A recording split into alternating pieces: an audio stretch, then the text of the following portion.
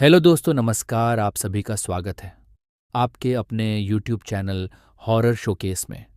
मेरा नाम निकेश है और मैं भूत प्रेतों और आत्माओं से जुड़ी कहानियाँ सुनाता हूँ। अगर आपके पास भी भूत प्रेतों से जुड़ी कहानियाँ हैं तो आप मुझे कमेंट करके बता सकते हैं, या फिर फेसबुक, इंस्टा, व्हाट्सएप, टेलीग्राम पे बता सकते हैं। तो चलिए शुरू करते हैं आज के इस डरावने सफ़र को एक डरावने इंट्रो के साथ।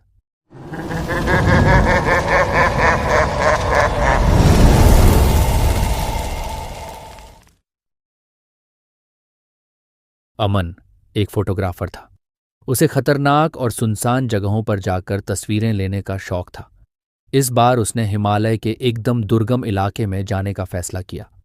वहां एक पुराना मंदिर था जिसके बारे में कहा जाता था कि वो सदियों पुराना है और उसके आसपास कई रहस्य छिपे हुए हैं। कुछ दिन की मुश्किल यात्रा के बाद अमन उस मंदिर तक पहुंच गया। मंदिर भव्य तो था, लेकिन काफी जर्जर हालत में था। मंदिर के आसपास का इलाका घने जंगलों और ऊंचे पहाड़ों से घिरा हुआ था।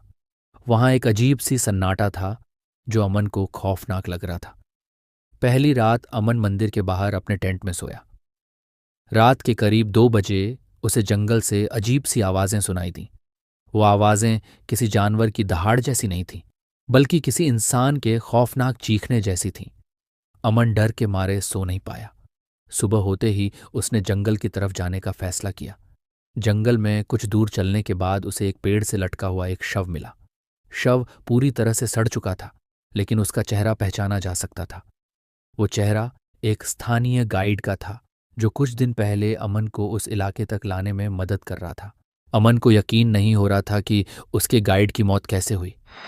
पुलिस को बुलाने के लिए नेटवर्क नहीं था, इसलिए अमन को वापस मंदिर जाना पड़ा। मंदिर के पुजारी, एक बूढ़े व्यक्ति, ने बताया कि उस इलाके में एक खूंखार हत्यारा घूम रहा है। कहानी थी कि सालों पहले एक क्रूर राजा रहता था जिसने अपने जुल्मों से लोगों को त्रस्त कर रखा था। लोगों ने उसका खात्मा कर दिया, लेकिन उसकी आत्मा राक्षस बनकर उस इलाके में भटकती रही। वही राक्षस अब बेगुनाह लोगों को मार रहा है।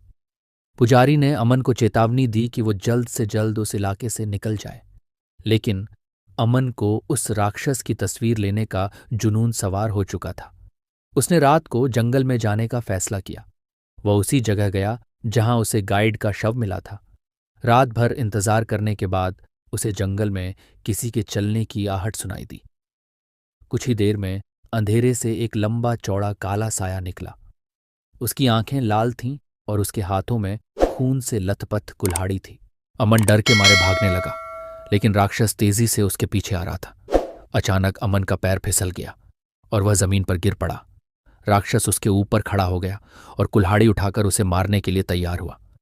तभी अचानक एक तेज बिजली चमकी और आसमान में जोरदार गर्जना हुई। उस रोशनी में अमन ने देखा कि राक्षस का रूप बदल रहा है।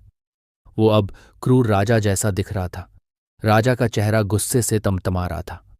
अमन ने आखिरी कोशिश करते हुए अपना कैमरा उठाया और राक्षस की तस्वीर ले ली। उसी पल एक और बिजली चमकी और जोरदार आवाज के साथ एक पेड़ राक्षस के ऊपर गिर गया। अगले सुबह जब सर्च पार्टी अमन को ढूंढने आई तो उन्हें उसका कुचला हुआ कैमरा मिला। कैमरे की मेमोरी कार्ड निकालकर जांच की गई। उसमें सिर्फ एक ही तस्वीर थी। वह तस्वीर खौफनाक थी।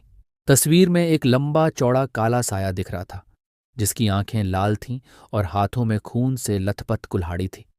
लेकिन गौर से देखने पर पता चला कि यह कोई राक्षस नहीं था, बल्कि जंगली जानवर का एक विशालकाय भालू था। भालू के चेहरे पर खून के धब्बे थे, शायद किसी शिकार को मारने के बाद के।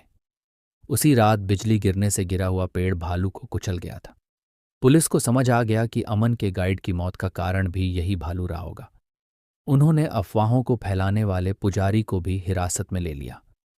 हालांकि अमन की मौत एक हादसे के अलावा कुछ नहीं थी, लेकिन उसकी ली हुई आखिरी तस्वीर ने पहाड़ों के खामोशी में छिपे एक खतरनाक राज को उजागर कर दिया था। ये तस्वीर अखबारों में छपी और लोगों को उस इलाके के खतरों के बारे में आगाह करने में मददगार साबित हुई। अमन भले ही दुनिया से चला गया, लेकिन उसकी तस्वीर ने पहाड़ों की खामोशी तोड़ दी और सच को सबके सामने ला खड़ा किया।